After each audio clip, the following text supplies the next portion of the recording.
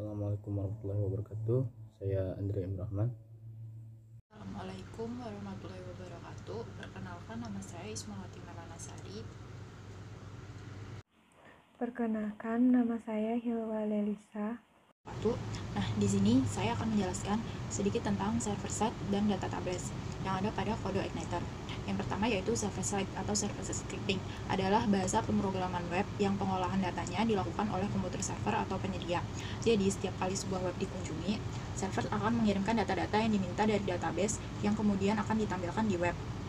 Server-side script biasanya hanya ada pada web dinamis saja. Server-side script mempengaruhi berat tidaknya loading sebuah website bergantung pada kecepatan dan spesifikasi komputer server. Kode-kode server-side tidak bisa kita lihat karena sifatnya rahasia untuk klien. Contoh dari server-side script adalah PHP, ASP, ASP.NET, dan masih banyak lagi. Database adalah sebuah library jQuery yang memungkinkan kita untuk menampilkan data dalam bentuk tabel disertai dengan fitur paging, sorting, dan searching secara otomatis. Fitur-fitur tersebut tentu sangat berguna bagi user dalam mengelola data pada aplikasi mereka. Ini saya akan menjelaskan tentang perancangan database yang telah kami buat, yaitu mengenai proyek perpustakaan.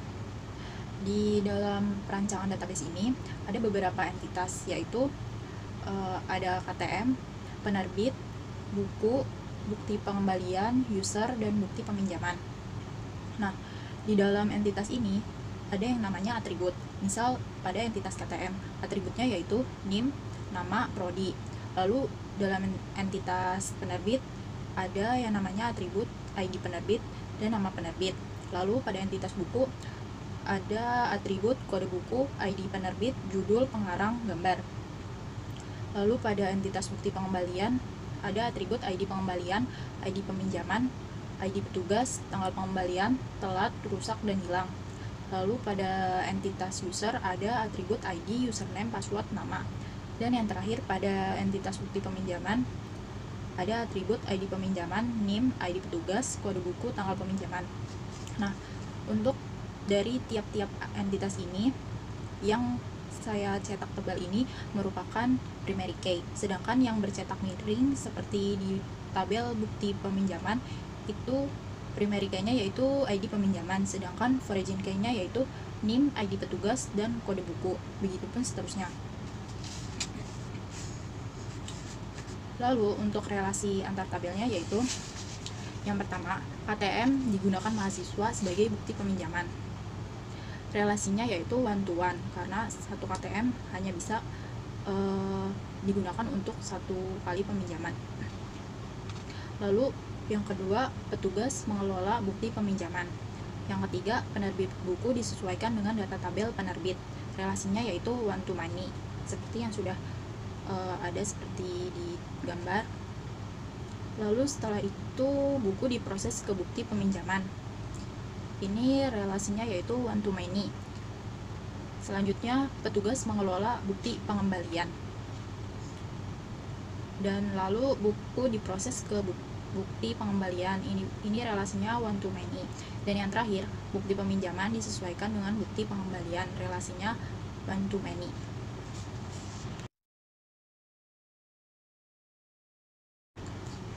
Nah, di sini saya akan menjelaskan tentang DAM atau template dari proyek yang telah kami buat, yaitu perpustakaan. Yang pertama, kita buka yang index.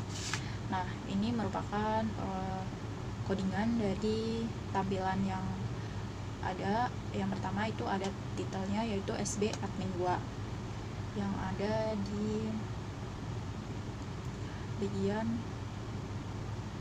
sini. Di atas sini ada yang namanya SB admin 2. Itu merupakan titelnya.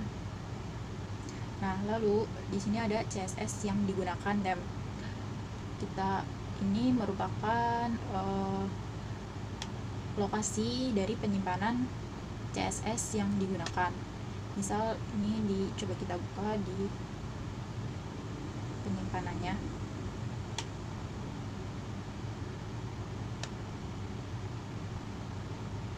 Yaitu di aset, lalu ke vendor, form, Font Awesome Free. Lalu CSS. Nah, ini merupakan isian dari theme yang digunakan atau CSS. Lalu yang kedua yaitu ini di aset vendor. Coba kita kembali di aset, lalu vendor, font awesome 4.7.6, lalu di CSS. Nah, ini merupakan isian dari folder yang dipanggil di sini. Lalu yang ini untuk font home-nya tadi yaitu admin 2 di aset CSS. Nah, ini merupakan data dari CSS ini. Lalu data tables. Ini lokasinya yaitu di folder data tables. Kita ke aset, data tables.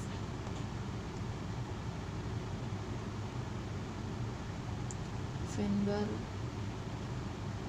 lalu ke data tables. Nah, ini merupakan jQuery yang ini. Itu foldernya ada di aset, vendor, data tables, maka akan muncul ini. Lalu yang kedua masih di folder yang sama, yaitu database bootstrap 4. Nah, ini. Lalu JS yang digunakan database, lokasinya yaitu di aset, kita buka vendor, jQuery. Nah, ini jQuery min.js, berarti yang ini yang digunakan. Lalu bawahnya aset, vendor, database, jQuery, database min. Di folder aset, vendor, lalu database, database. Nah, maka ini jQuery database min.js. Ini adalah JS yang digunakan. Lalu JS yang digunakan dan lokasinya yaitu di aset, vendor, bootstrap, lalu JS. Kita cari bootstrap bundle min. Nah, ini adalah folder JS yang digunakan dan lalu bawahnya yaitu aset, di folder aset, vendor, di vendor, lalu jQuery async min.js, berarti yang ini yang digunakan. Lalu ada pack wrapper, ini loading sidebar, ini memanggil di controller sidebar. Lalu content wrap, ada yang namanya main content. Load header, ini memanggil function header. Lalu ini load footer, yaitu memanggil function footer yang ada di sini. Lalu ini ada JS untuk theme yang terakhir di aset JS.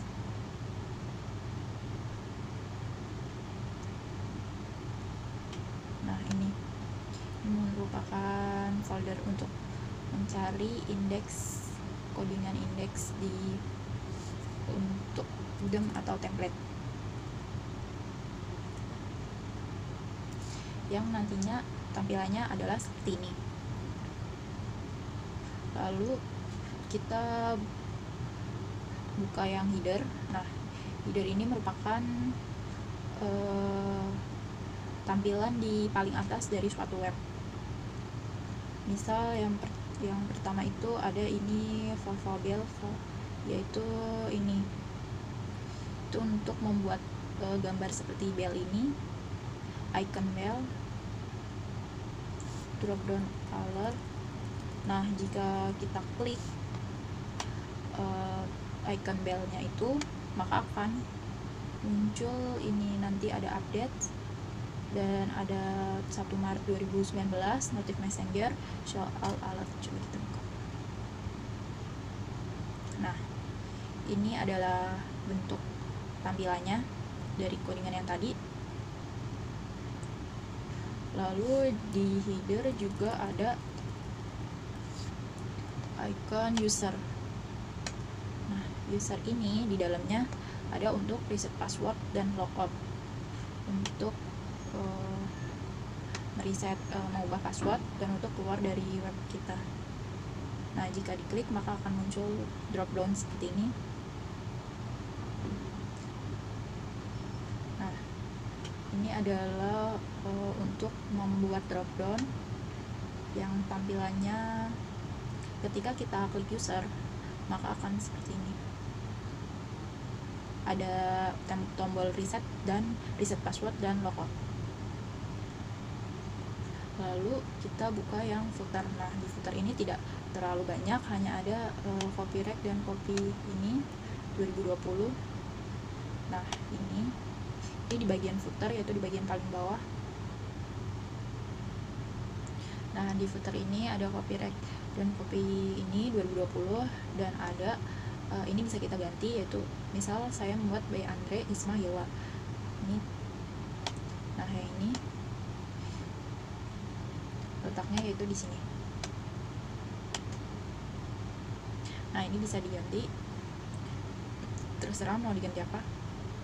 Nah, pada footer hanya ada ini saja. Lalu kita buka sidebar. Sidebar ini memuat cukup banyak, yaitu tampilan yang ada di sini. Tampilan di ini semua yaitu home, anggota, penerbit buku, peminjam, pengembalian, dan chart. Yang pertama yaitu ini sidebar ini perpustakaan. Ini untuk menampilkan ini.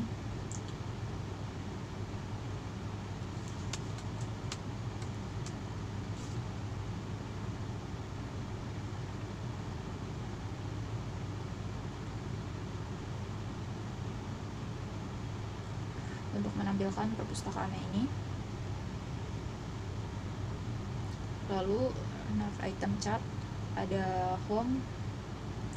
Nah, ini home ini yaitu akan memunculkan ini, maka tampilannya akan seperti ini. Dan ada kelas FASFA FWFA home, ini yaitu untuk memunculkan icon seperti rumah di sebelah tulisan home ini.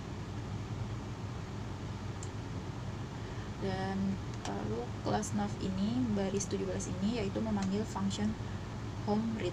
Jadi ketika kita klik home maka akan muncul dia akan memanggil controller read, memanggil controller home function read. Nah, lalu yang kedua ada anggota, ini juga sama, yang di baris 24 ini. Ketika kita klik anggota maka dia akan memanggil function anggota, memanggil controller anggota function read. Saat kita klik,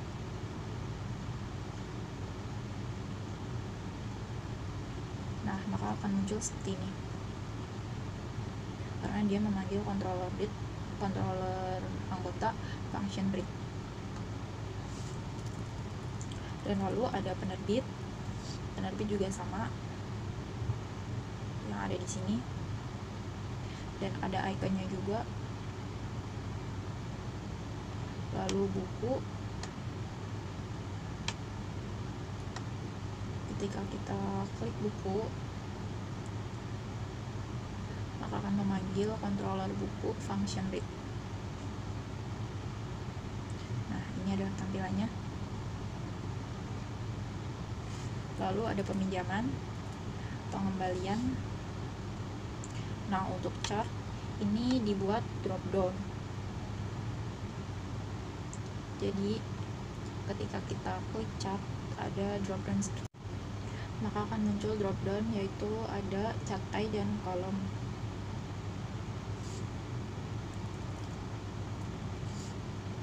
Nah, untuk catai ada icon, ini adalah fungsi untuk menampilkan icon catai yang ada di sini. Dan jika kita klik,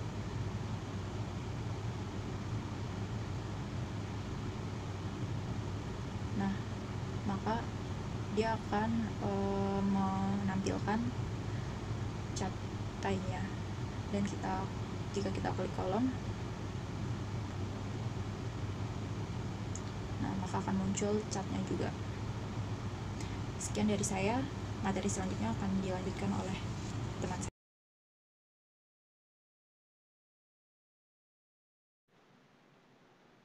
Assalamualaikum warahmatullahi wabarakatuh. Perkenalkan, saya Andre Imrahman. Baik, saya akan menjelaskan mengenai login, CRUD, dan grafik. Langsung saja masuk ke materi. Yang pertama adalah login. Bagian-bagian yang saya jelaskannya adalah yang pertama ada database menggunakan PHP MyAdmin. Yang kedua ada codingannya yang saya buat menggunakan Sublime Text Tree. Dan yang ketiga demo aplikasi. Langsung saja. Baik, di sini saya menggunakan database bernama db_purpose dengan table user sebagai pusat dari database petugas. Sini ada ID sebagai primary key, username, password, dan nama. Password saya buat menggunakan enkripsi tipe MD5. Jadi terlihat karakter acak-acakan di sini. Baik, untuk form login itu ada username dan password.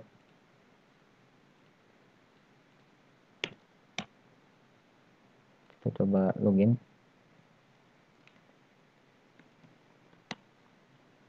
Jadi kita harus login dulu sebelum mengakses semua menu yang ada di sini. Kita coba logout dan langsung memasukkan alamat, itu nggak bisa. Misal peminjaman. Nah, dia akan memaksa kita untuk login dulu karena di tiap menu kita udah buat syarat di sini, dimana syaratnya adalah harus login dulu.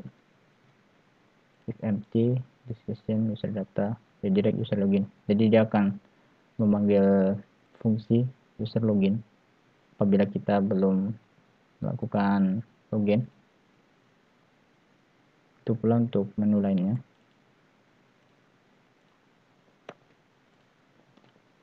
Oke. Lalu di login ini berfungsi sebagai function view. Ada judul login dan terlihat output. Lalu ada login submit. Ini berguna saat kita memasukkan atau menginput username dan password. Di sini ada syaratnya. Required itu artinya harus diisi.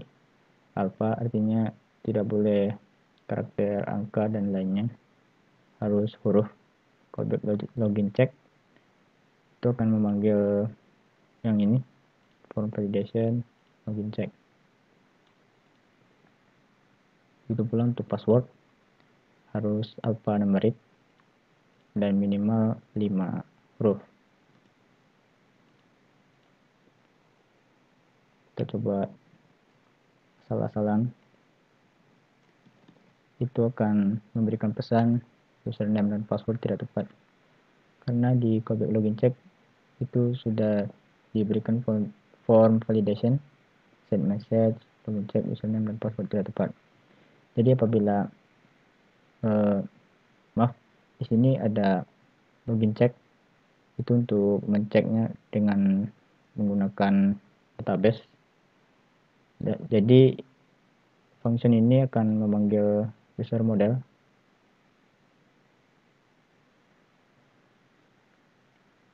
Nah, ini ada username, password. Ini adalah yang kita input di sini di form. Password encrypt MD5. Lalu ada data user. Nah, di sini berfungsi untuk memanggil user model read single. Nah, yang ini memanggil username dan password. Jadi di sini sebagai bahasa SQL-nya code igniter, select bintang from user where username adalah yang kita input dan passwordnya sesuai dengan yang kita input. Dan apabila benar, nah ini ada tanda seru, itu akan masuk ke session set user data ID, data user ID, dan nama. Nah, di sini saya sengaja membuat ID dan nama saja karena kalau password dibikin di sini itu bisa ditampilkan juga di menu lainnya. Else kalau misalnya salah, itu akan memberikan message username dan password tidak tepat seperti yang tadi. Jadi begitu pula untuk reset password.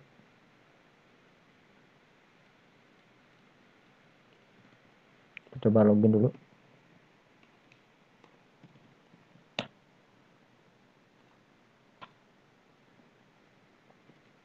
Nah, sini saya sengaja sematkan user 1.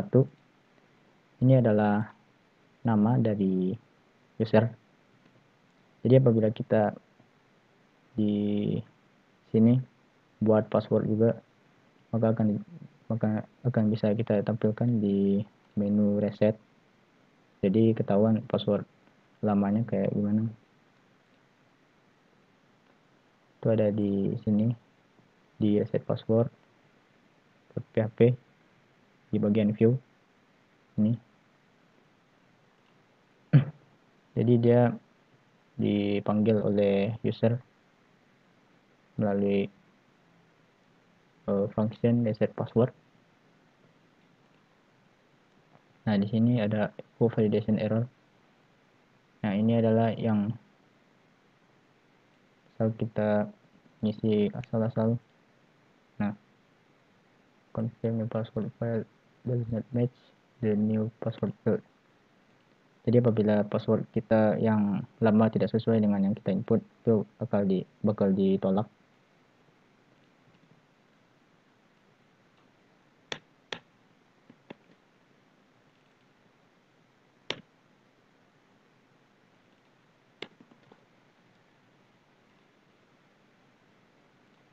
Baik, udah hilang.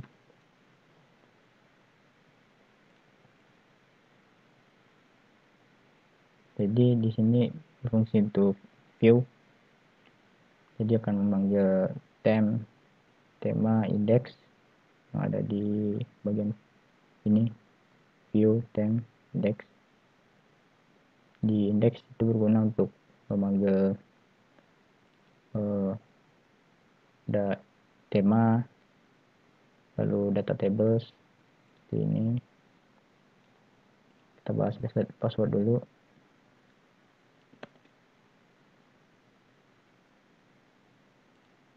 Oke, di sini ada reset submit.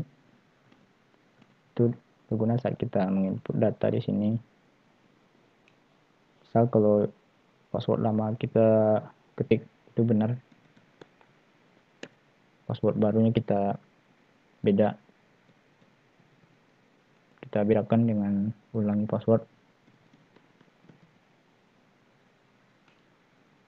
Nah, dia akan mengeluarkan tampilan new password cannot be same with current password.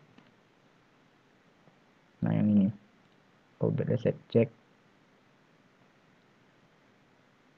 Sini ada penginputan yang kita lakukan.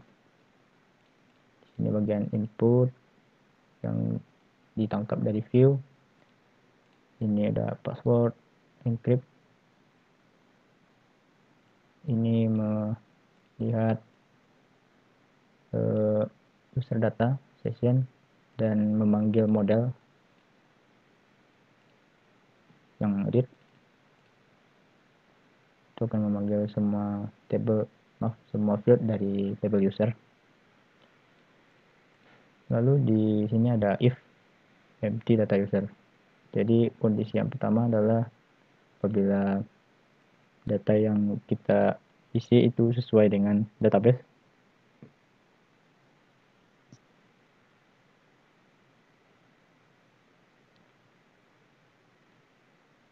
Itu ada di kita beri if lagi, if password sama dengan current password. Nah, dia bilang your password can be same with current password.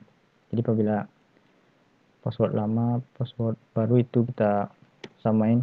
Kita coba password lama adalah mmm555, begitu pula dengan password baru.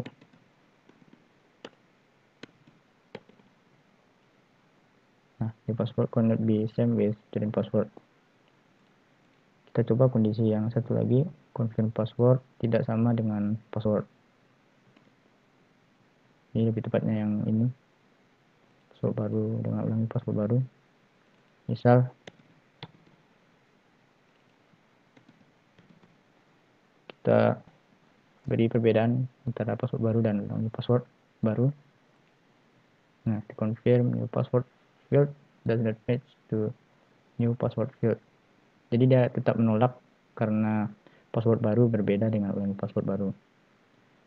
Jadi akan memanggil reset check the confirm new password, menampilkan ditampilkan melalui view yang ini, echo validation error.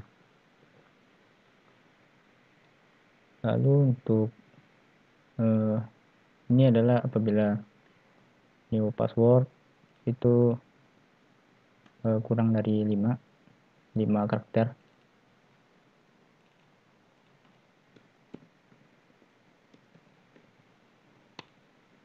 Nah, the new password field must be at least 5 character in length. Jadi dia tetap akan menolak dan memanggil form validation. Lalu di else inilah yang apabila dicocok dengan persyaratan yang ada, yaitu alphanumerik, lalu 5 karakter minimal, lalu password lama berbeda dengan password baru dan ulangi passwordnya sama dengan password baru. Misal password lama saya adalah mmm555, password baru mmm666. Kita simpan. Nah, success password has changed. Dia akan masuk ke sini, tab tugas, user model, input, nama. Jadi dia akan memanggil user model untuk melakukan penginputan. Nah, yang ini update input nama sesuai kondisi this db where nama return, dan data di sini ikut berubah. Yang ini E95. Nah, jadi 21 DA.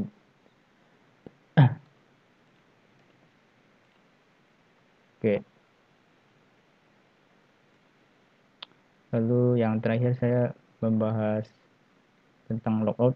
Di sini ada this session insert user data ID dan nama, redirect user login. Jadi dia akan unset atau menghapus session dari user dan mengembalikannya ke halaman function awal, yaitu user login. Yang ini kita coba logout.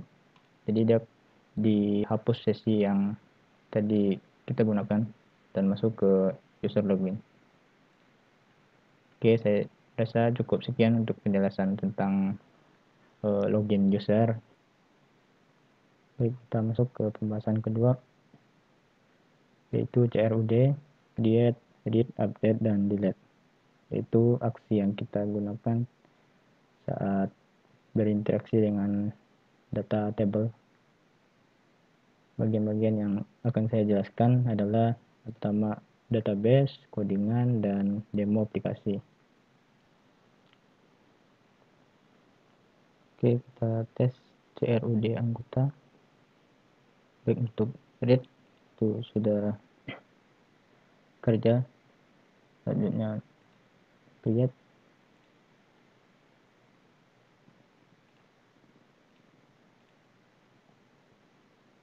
Baik.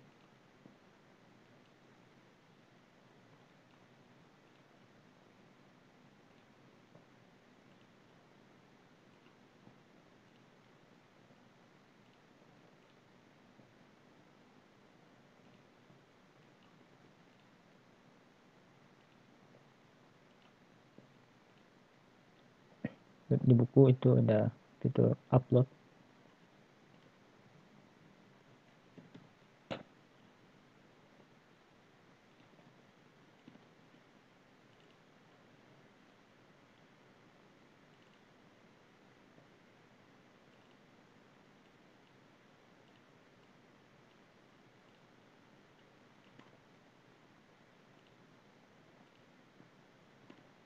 Nah, di sini ada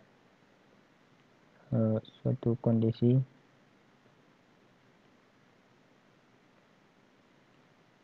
dimana apabila gagal mengupload file ada ditampilkan respons display error. Jadi akan memberikan output berupa notifikasi error dan penyebab errornya.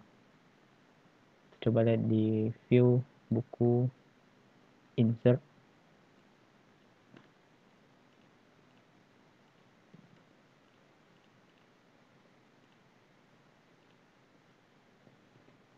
Nah, di sini saya tetapkan maksimal 2 MB.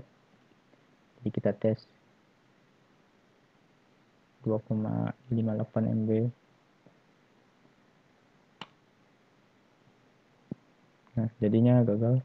To upload file, exceed the maximum allowed size in your PHP configuration file. Jadi penguploadan data itu ditolak karena ukuran yang terlalu besar. Sedangkan file yang diupload itu akan disimpan di upload underscore folder. Kita tes dengan data yang memenuhi syarat.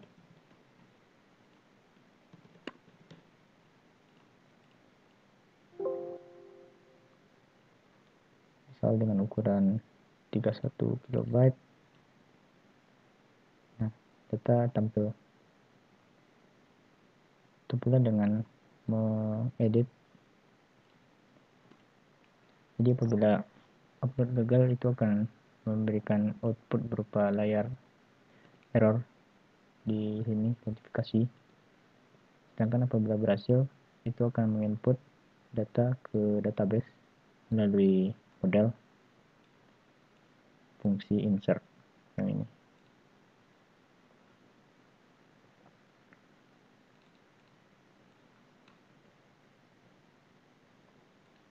Kita tes.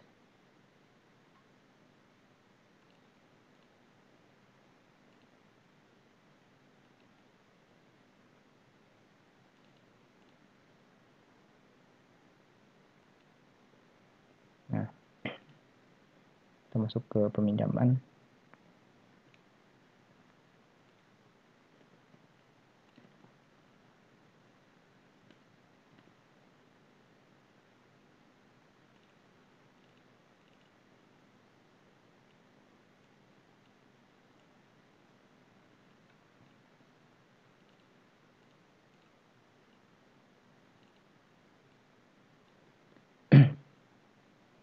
Jadi CRUD yang kita bahas pertama adalah untuk menampilkan data atau read data.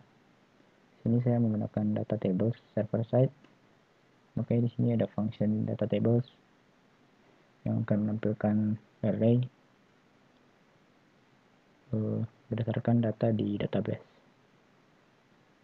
Ini menetapkan pengambilan atau pemanggilan model peminjaman.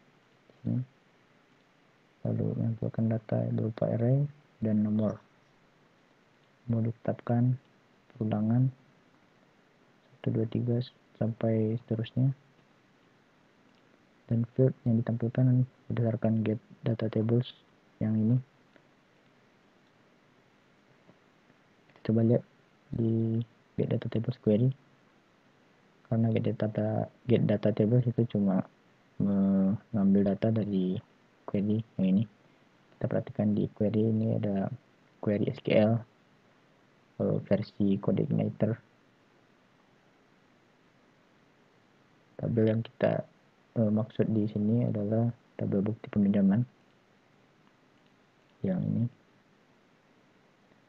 Sini ada beberapa foreign key Di antaranya di NIM untuk anggota atau KTM, ID petugas itu untuk user, kode buku untuk buku.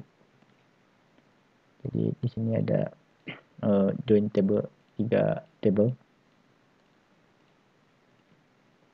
Ini untuk menampilkan data, ada date format.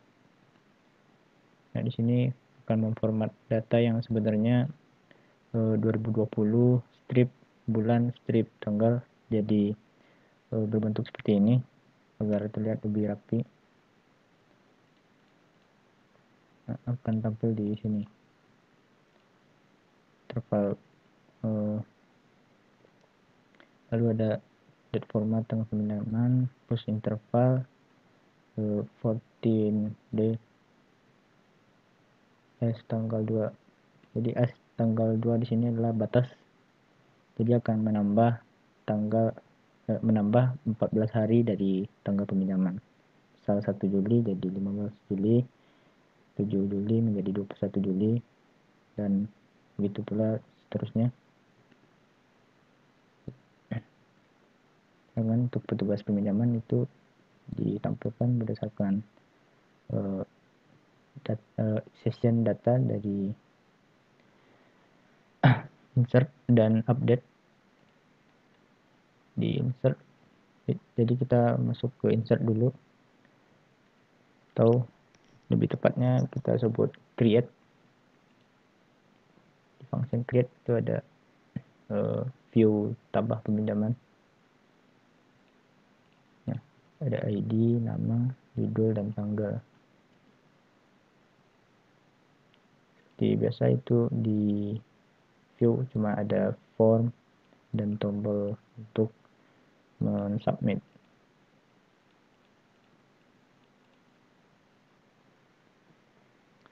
Data yang kita submit, yang kita input ke view insert itu akan diambil melalui public function insert submit. Nah, ini ada beberapa data yang ditangkap datanya dari view dan dikirim ke controller. Lalu dari controller itu menginput ke model. Kita lihat di model fungsi insert yang ini. Jadi semua input yang berupa array itu dimasukkan ke database. Lalu selanjutnya ada update.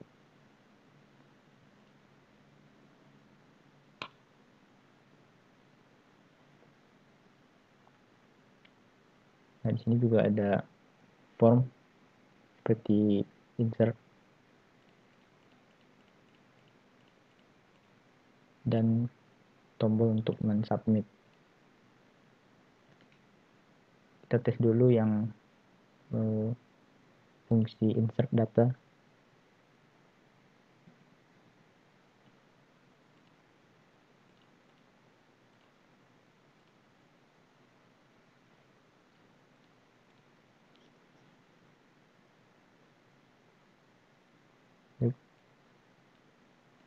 Kita tes pengubahan data.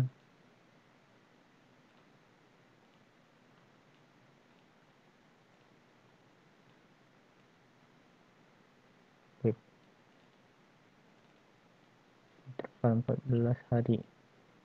Jadi dia akan secara otomatis menambah 14 hari sebagai batas waktu untuk mengembalikan buku. Kita tes untuk menghapus data. Oke.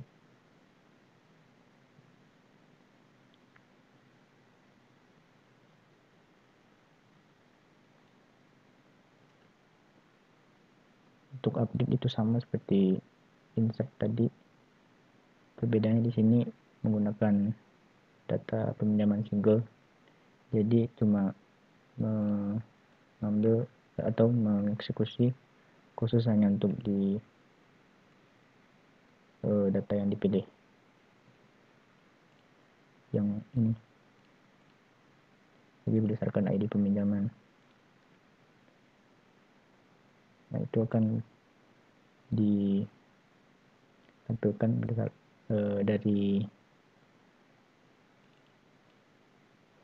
UD segment. Nah, yang ini.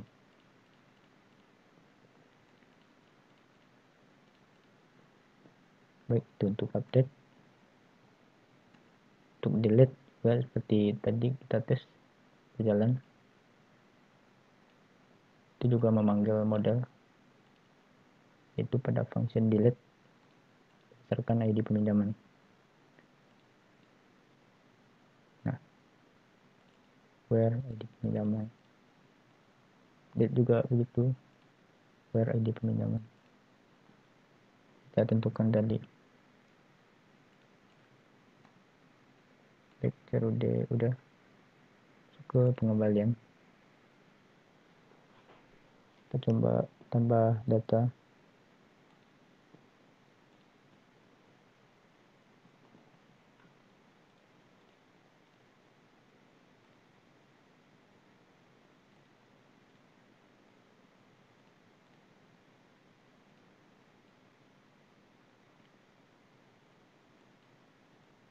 Misal kita buat terambatan 3, rusak ya, hilang ya.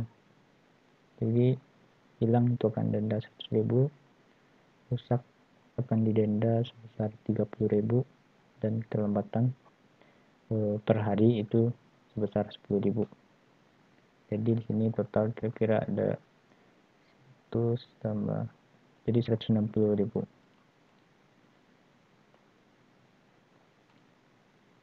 Ini tugas pengembalian itu akan tampil sesuai dengan username, nama dari user. Nah, yang ini. Jadi apabila kita login sebagai nggak tahu, itu akan tampil di sini. Tes.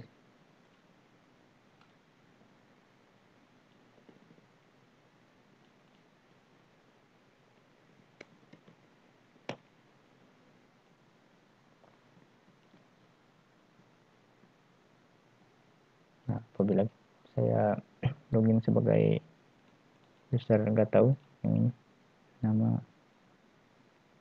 maka akan tampil di sini tiap saya memberikan aksi seperti menambah dan mengubah. Contoh, kita tambahkan lagi data.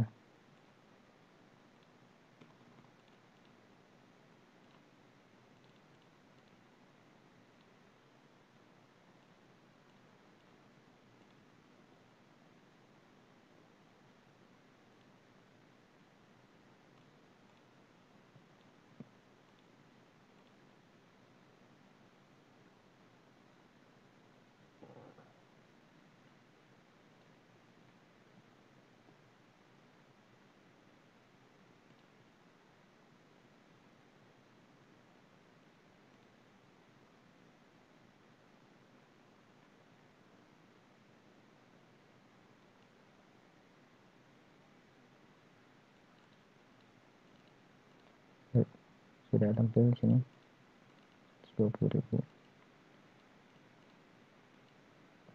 Jadi akan tampil petugas pengembalian, yaitu nggak tahu, yang saya buat sesuai dengan nama user. Coba lihat di bagian insert dan update, insert submit dan update submit, itu ada ID petugas. Nah, di sini saya berikan this session user data ID. Jadi secara otomatis dia akan menginput data ID user yang di sini, dan dari join table yang saya lakukan itu akan tampil siapa nama dari user yang melakukan aksi. Di sini adalah user yang bernama gak tahu. Nah, itu pula dengan insert submit. Untuk create itu sama seperti peminjaman. Yang pertama, melakukan join table dari model, lalu melakukan penangkapan data dari view pengembalian. Menangkap data dari view lalu menginputnya ke database melalui model dengan function insert yang ini, lalu melakukan update dengan pertama kali menangkap data URI segmen yaitu ID dari pengembalian, lalu melakukan load atau memanggil model function read single untuk membaca satu data, yaitu memberikan kondisi where ID pengembalian sama dengan yang diinput, dan menampilkan join table melalui get data tables. Lalu ada output memanggil tema, lalu untuk update itu menangkap ID melalui segmen, menangkap data input, lalu mengirim ke model.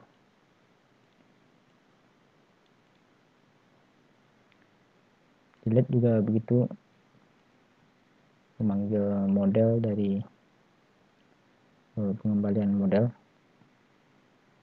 dengan syarat dengan ketentuan ID pengembalian sesuai dengan segmen ketiga. Nah, ini pengembalian itu controller segmen pertama, read adalah function kedua, dan yang ketiga itu ID dari data.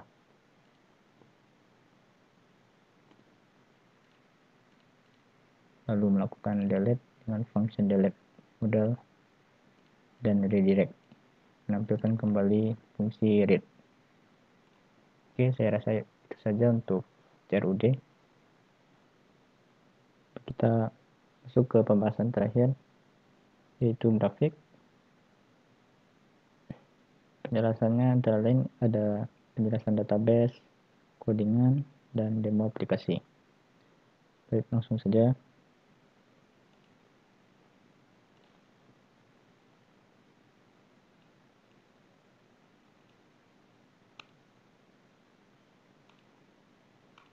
Sini ada dua chart yang kita tampilkan, ada chart pie dan kolom. Chart pie itu menampilkan perbandingan kasus pengembalian buku. Di sini kita tes. Di sini kan ada terlambat dan rusak. Maka di sini akan ada tampil dua data, yaitu terlambat dan rusak. Kita coba memperbanyak data.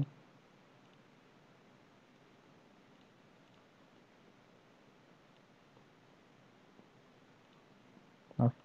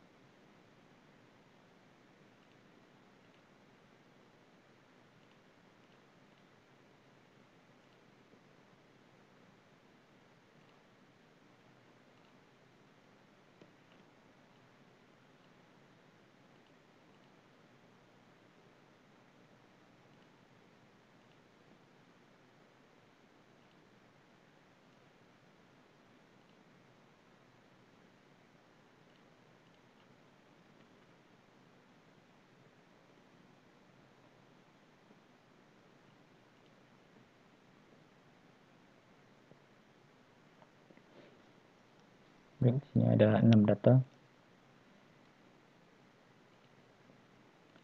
Nah, di sini akan terlihat perbandingan data kasus pengembalian buku. Nanti ada kasus total 2 kasus, terlambat 3 kasus, rusak 1 kasus, dan hilang 1 kasus. Nah, itu berdasarkan status dari sini.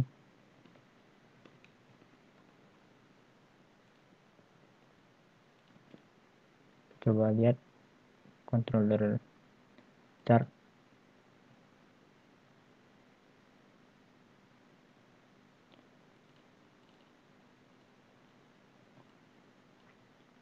Sini cuma ada controller dan view. Sedangkan untuk modal itu kita tinggal load dari peminjaman modal. Peminjaman dan pengembalian modal. Seperti yang peminjaman itu tidak perlu.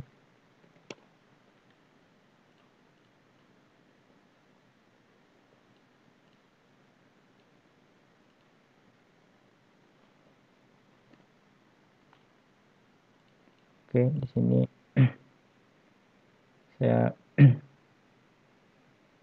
menetapkan cek session user ID untuk mencek sesi sebagai persyaratan untuk mengakses controller chart, lalu index, lalu function file. Sini saya lakukan load model atau memanggil model dari pengembalian model.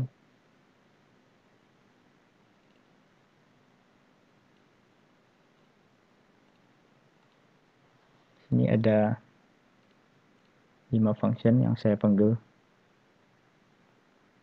Get data tables untuk memanggil semua tabel dari bukti pengembalian beserta dengan join table. Lalu selanjutnya data account 1. Nah, ini itu berguna untuk menghitung jumlah data yang termasuk kategori telat. Nah, di sini ada 3 kasus, misal 1, 2, 3. Maka di sini akan tampil 3 kasus terlambat. Tidak ada kasus, itu saya menetapkan where hilang, rusak, dan telat 0. Yang memenuhi persyaratan itu adalah 2 data, yaitu dengan ID 4 dan 5. Jadi akan ditampilkan 2 kasus, sedangkan hilang 1, rusak 1. Yang hilang itu ada 1, yaitu pada ID A, maka akan tampil di sini. Jadi persyaratan untuk agar tampil di sini adalah berdasarkan dengan modal.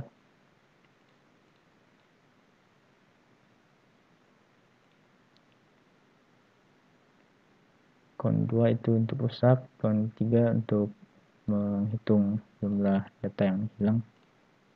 Nah, ini cuma 1, akan tampil 1.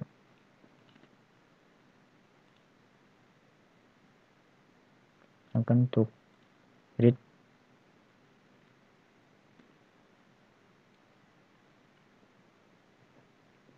itu saya memanggil for each data count 1, 2, 3, dan 0.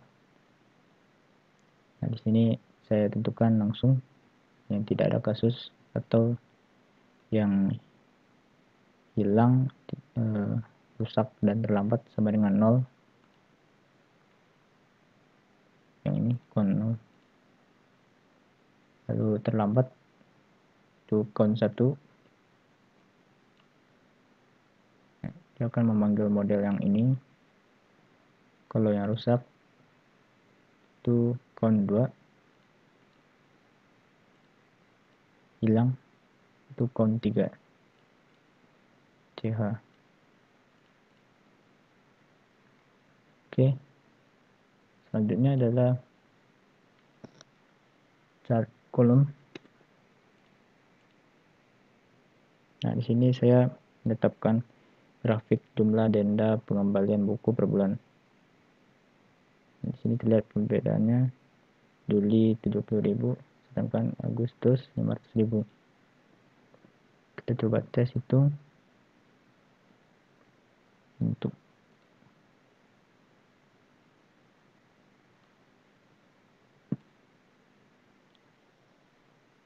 di sini ada denda 60.000 tambah 10.000 70.000. Baik, untuk data bulan Juli benar. Selanjutnya untuk data bulan Agustus ada 100.000 dan 400.000, jadi total 500.000. Nah, coba kita tambahkan untuk bulan September.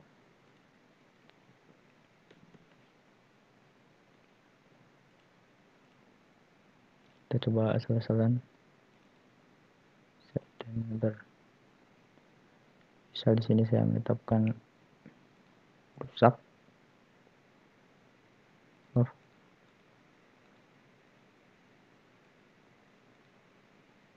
Misal 12 hari, jadi total 150.000. Ini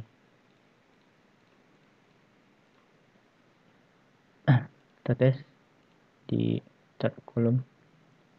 Nah, di sini akan tampil bulan September sebesar 150.000. Untuk codingan kita lihat pada function kolom controller chart. Di sini melakukan pemanggilan model. Model yang dipanggil adalah get data tables.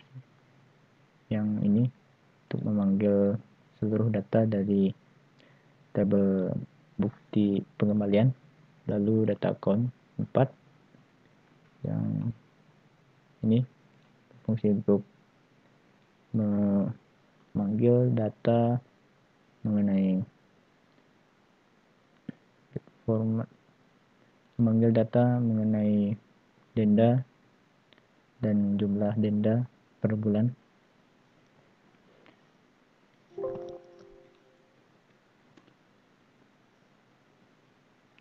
Kita perhatikan pada bagian model account 4. Di sini ada date format, tanggal pembalian, month, year, as dan bulan.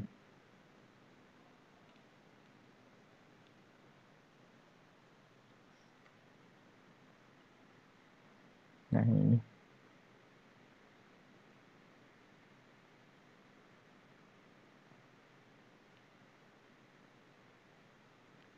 sini as dan bulan saya tetapkan sebagai nama. Itu akan memformat tanggal pengembalian menjadi dalam bentuk tulisan dan 4 digit untuk tahun. Seperti ini, Juli 2020, Agustus, September. Lalu sum itu untuk menjumlahkan seluruh data, yaitu telat kali 10.000 tambah rusak tambah hilang as jumlah bulanan. Saya buat di sini data konvert jumlah bulanan agar tampil berdasarkan bulan.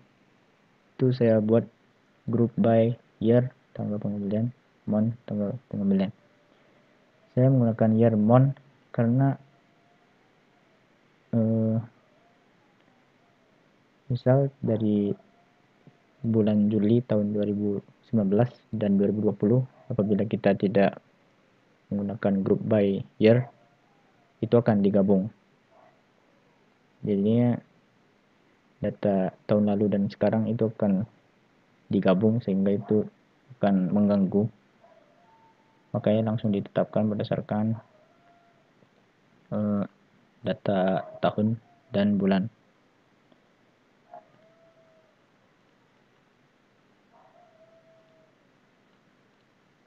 Baik, saya rasa itu saja penjelasan dari saya. Apabila ada kesalahan, mohon maaf. Terima kasih. Assalamualaikum warahmatullahi wabarakatuh.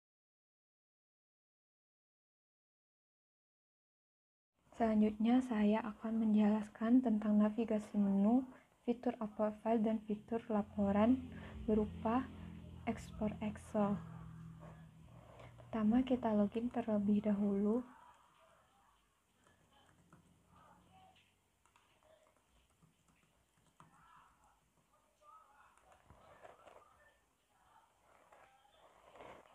Pada perpustakaan sudah terdapat anggota, penerbit, buku, bukti peminjaman, dan untuk bukti pengembalian serta cat.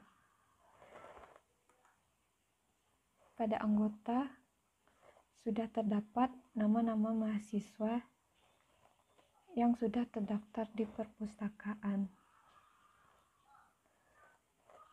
Pada penerbit juga sudah terdapat data penerbit buku yang ada di perpustakaan.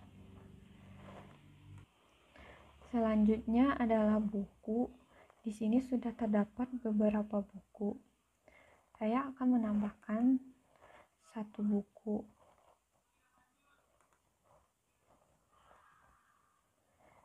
Penerbit oleh Gramedia.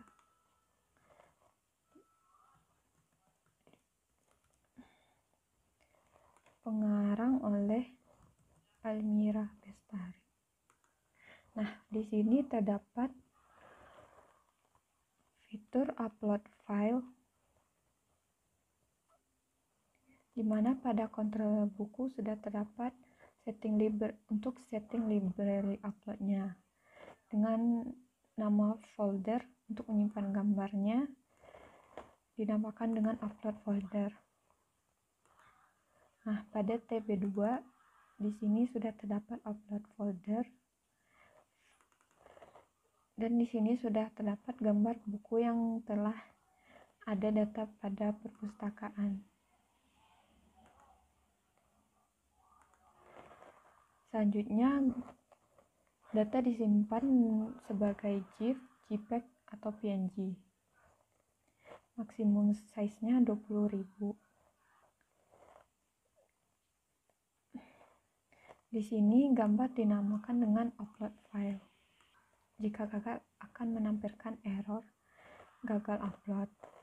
Jika berhasil, gambar akan terlihat dengan nama file gambar tersebut. Selanjutnya akan dikirimkan ke buku model untuk disimpan ke database.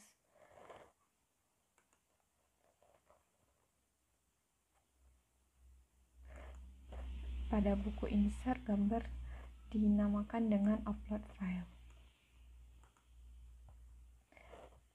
Saya akan mencoba untuk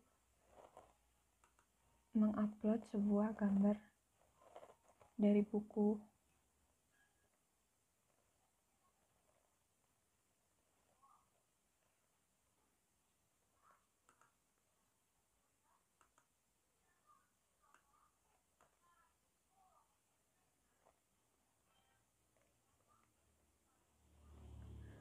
Di sini saya akan memasukkan gambar dari buku Resign.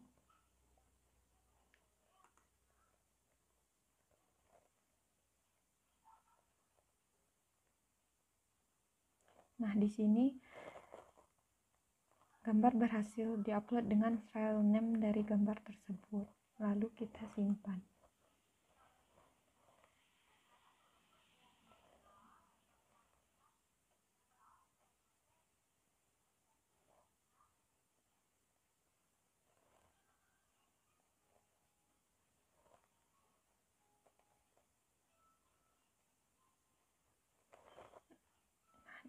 Di sini datanya sudah ada dengan kode buku, penerbit, judul buku, gambar buku, dan pengarangnya. Selanjutnya adalah bagaimana cara membuat bukti peminjaman.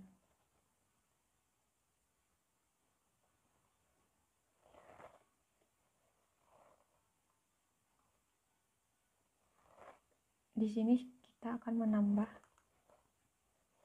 peminjaman,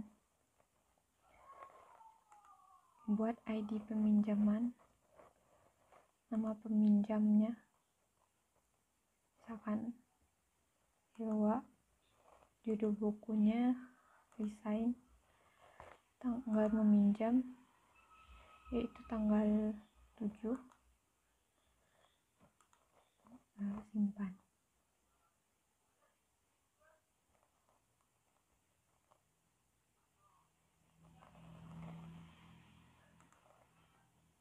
Nah, di sini sudah ada data peminjaman yang telah dibuat. Selanjutnya ada fitur ekspor berupa Excel.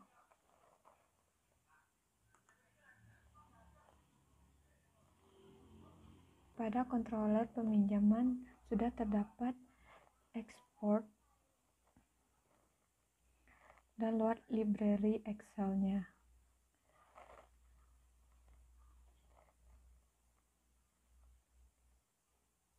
Nah, di sini data peminjam diambil dari database peminjaman. Selanjutnya ada judul dari sheet Excel-nya yaitu export data, di mana sudah ada data ID peminjam, nama petugas, judul buku, tanggal peminjam, dan batasnya. Nama file Excel-nya berupa ekspor data peminjaman XLS.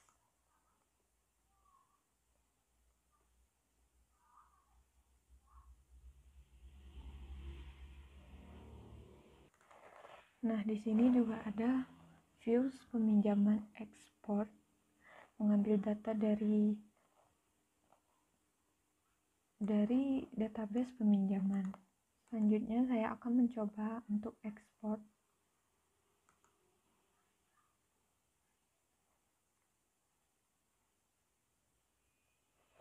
Nah, di sini datanya sudah berhasil diekspor, di mana ada ID peminjam, nama peminjam, nama petugas,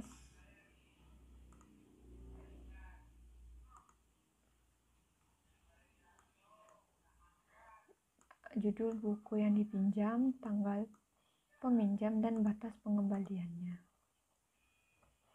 Selanjutnya akan dijelaskan oleh teman saya.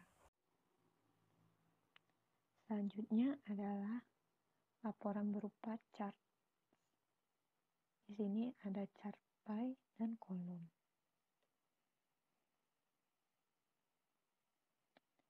Pada chart pie terdapat perbandingan kasus pengembalian buku. Buku yang rusak sebanyak 1 buku, tidak ada kasus terdapat 2 buku, dan terlambat terdapat 2 buku. Selanjutnya yaitu chart kolom,